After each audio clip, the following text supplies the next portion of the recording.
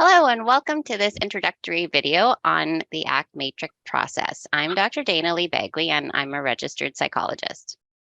And I'm Ron Pizzo. I'm an employment lawyer.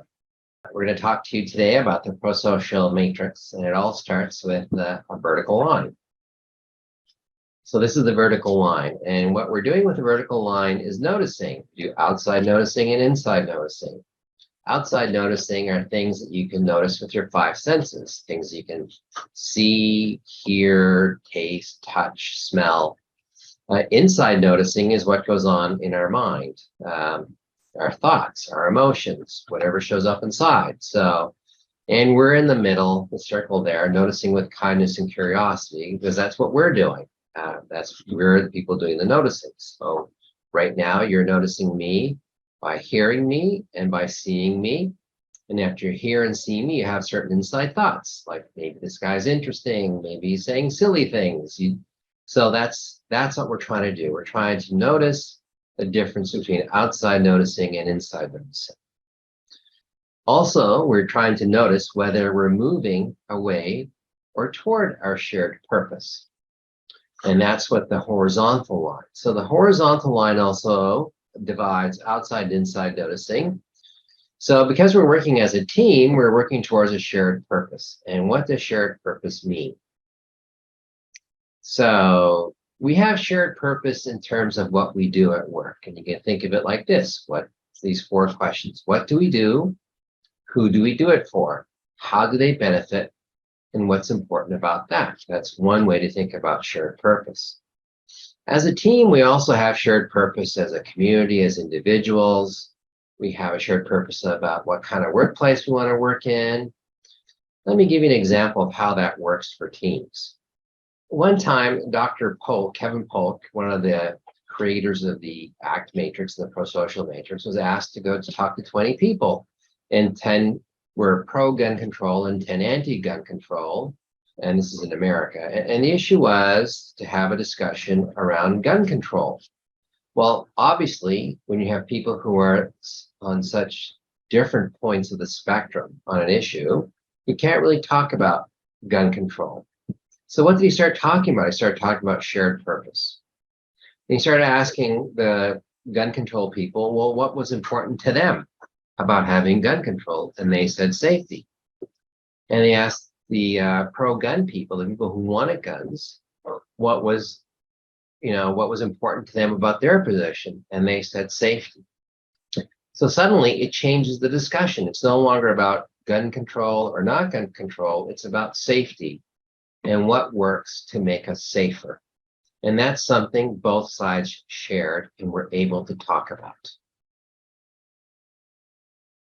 So one of the ways that we can make use of the team matrix is as a communication tool, and we can use it to help teams have these kinds of conversations around shared purpose, and it can change the way we're having conversations. And so there are some questions we can put in each of the quadrants to sort of give us a guide about how to answer them. So the first one is toward inside, and that's about our shared purpose. So we talked about ways that you could clarify both what you do for the people you serve or the products that you create, but also for each other as teammates. Then we can also ask, what are some of the kind of yucky inside stuff that shows up that might lead people away from the shared purpose? And so there are some common ones that show up in most teams, including things like frustration, fear, ego, anxiety, worried that you might say something stupid. These are all these common thoughts and feelings that will show up that could lead us away. So we can increase our awareness of what's showing up. We can then also understand that if you get caught up in those thoughts and feelings, then what kinds of behaviors might show up? What kind of behaviors might it look like if team members are moving away? And this, of course, what behaviors might they be doing? And we can also understand what are the team members could do that would move them towards. And so as a team, we can actually clarify what are the toward behaviors and what are the away behaviors. We can have a conversation about that instead of having a conversation about right, wrong, good, bad, true, false. Instead, we can have a conversation about towards and away moves. And we can, again, think about that in terms of shared purpose. And so this changes the way we're thinking about things. Different teams will come up with different towards and away behaviors, depending on what shows up for them and what matters for them. But we can have this conversation that can be a tricky conversation if we're thinking about it in true, false, or right, wrong. So we can develop skills to use this as a communication tool in teams. And we can use it to have difficult conversations. So we know that if teams make use of this tool to have difficult conversations, it can create psychological safety and have a safer way to have those communications. So for example, in one of the teams that Ron worked with, there was a discussion about the behavior of shushing people, right? And so for some team members, that was nothing behavior. It didn't, generate any kind of thoughts or feelings. It was kind of just a silly, fun thing to do. But for another team member, it actually reminded her of being, a Black female in school, and her teacher is always shushing her. And so it actually was a pretty distressing behavior for her. Now, she didn't have a way of bringing that up before the matrix, but the matrix allowed her to just talk about the fact that that was kind of an away move for her. Now, sometimes we are totally unaware of these things being away moves, and so it's clarifying. That doesn't always mean that we always agree on all the towards and the away moves. So for example, teams might discuss, are we going to work with our doors open or door closed? And the teams might decide, let's work with our doors open. That's the towards move. That's good for, collaboration and communication.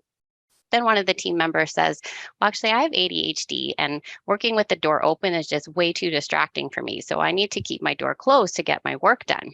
So it doesn't mean that the whole team is doing the exact same behaviors, but we might interpret that behavior differently. When the team sees that team member's door closed, doesn't necessarily mean that they don't want to collaborate or they're, upset with the team. It can just mean that that's a towards move for them. And they've had the ability to have that conversation. And so you can develop skills as a team to make use of the matrix to be able to have some of these conversations. You can also develop skills as individuals about getting to the toward side. It's not always easy to get to the toward side of the matrix. And so there's lots of evidence-based skills that you can learn to be able to move more towards than away. So thank you very much for watching this video. If you have more questions or concerns, please feel free to contact us here.